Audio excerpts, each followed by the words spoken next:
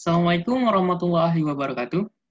Kembali lagi bersama saya, Muhammad Faris, dari kelas 12 IPA 6, nomor absen 25. Dan pada video kali ini, saya akan menjelaskan mengenai pembelahan sel mitosis, kemudian contoh pembelahan sel mitosis, dan juga perbedaan antara pembelahan sel mitosis juga pembelahan sel meiosis. Mari kita simak baik-baik, dan selamat menikmati. Pembelahan sel itu merupakan suatu proses pembagian satu sel induk menjadi dua atau lebih sel anakan. Nah, dalam pembelahan sel itu terdiri atas dua macam, yaitu pembelahan sel secara mitosis juga pembelahan sel secara meiosis. Pada video kali ini, saya akan menjelaskan mengenai pembelahan sel mitosis. Apa sih pembelahan sel mitosis itu? Pembelahan sel mitosis itu adalah suatu proses ketika sel somatik menggandakan kromosom dalam inti selnya untuk menghasilkan dua sel yang identik. Artinya pembelahan mitosis ini menghasilkan dua sel anakan yang serupa genetis, kemudian kedua sel anakan ini mempunyai susunan genetika yang sama dengan induknya. Kemudian jumlah kromosom sel anakan berupa 2N atau dinamakan dengan diploid. Sel diploid ini merupakan sel-sel yang kromosomnya berpasangan. Kemudian proses pembelahan mitosis terjadi di semua sel-sel tubuh atau sel somatik, kecuali di sel-sel kelamin atau gamet. Pada tumbuhan, pembelahan mitosis ini terjadi di jaringan meristem, contohnya di ujung akar atau ujung tunas batang. Pembelahan mitosis ini berfungsi untuk pertumbuhan sel tubuh dan juga mengganti sel-sel tubuh yang rusak atau beregenerasi dan juga mempertahankan jumlah kromosom. Pembelahan mitosis ini mempunyai 4 tahapan dalam pembelahannya, yaitu profase, metafase, dan juga profase, metafase, anafase, dan juga telofase. Tetapi sebelum keempat fase ini dimulai, ada yang namanya fase pendahuluan atau interfase. Interfase ini merupakan persiapan pembelahan. Jadi pada tahap interfase ini terjadi persiapan dan penimbunan energi oleh sel untuk melakukan pembelahan dalam waktu yang sangat lama. Selama interfase ini, inti sel atau nukleus dan juga anak inti sel atau nukleolus tampak terlihat jelas. Kemudian tahap interfase ini terbagi menjadi 3, yaitu fase G1 atau fase G pertama, kemudian fase S atau fase sintesis, dan juga fase G2 atau fase gap kedua.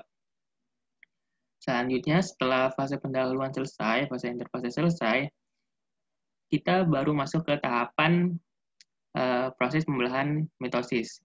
Proses pembelahan mitosis itu ada pro-me-a-t, profase, metafase, anafase, dan juga telofase.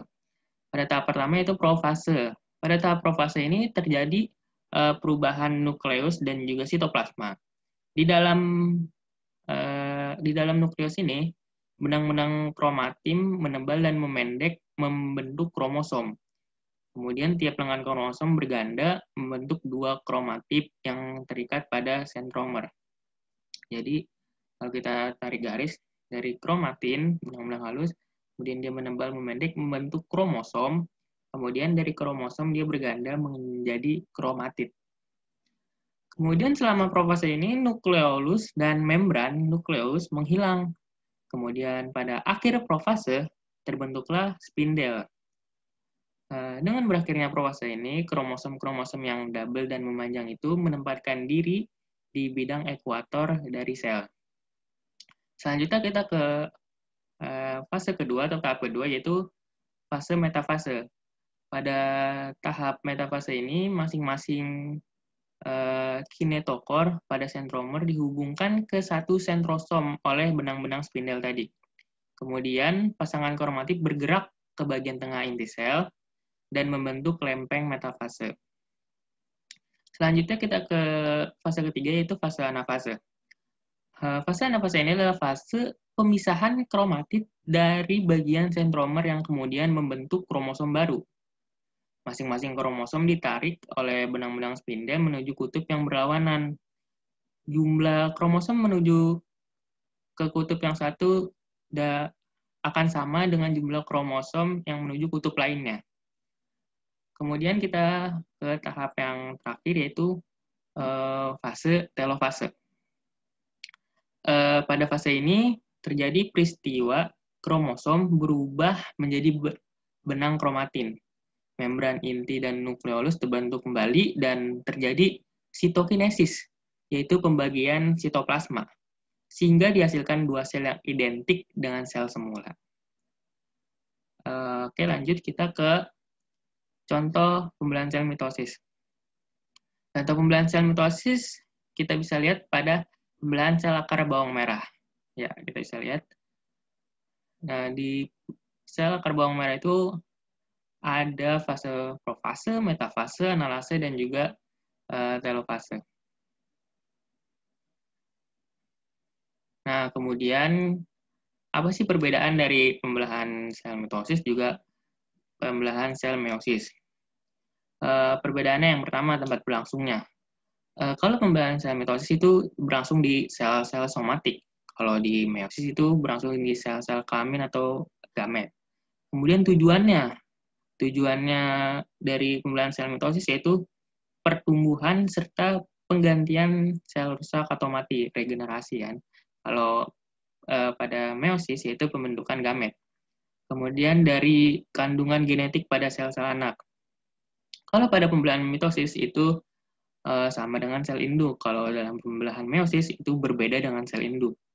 Kemudian dari jumlah sel anaknya. Kalau mitosis ada 4 sel, kalau meiosis ada 2 sel.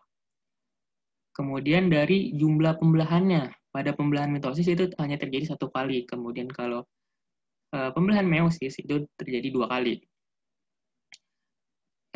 Kemudian ada jumlah kromosom pada sel anak.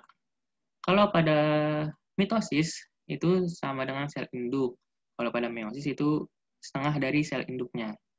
Kemudian yang terakhir ada pindah silang atau crossing over. Kalau dalam pembelahan mitosis itu tidak terjadi. Kalau dalam pembelahan meiosis itu terjadi pada akhir profase pertama. Ya, oke. Itu saja yang bisa saya jelaskan. Mohon maaf bila ada kesalahan saya dalam menjelaskan materi ini. Semoga bermanfaat bagi yang menonton. Terima kasih. Wassalamualaikum warahmatullahi wabarakatuh.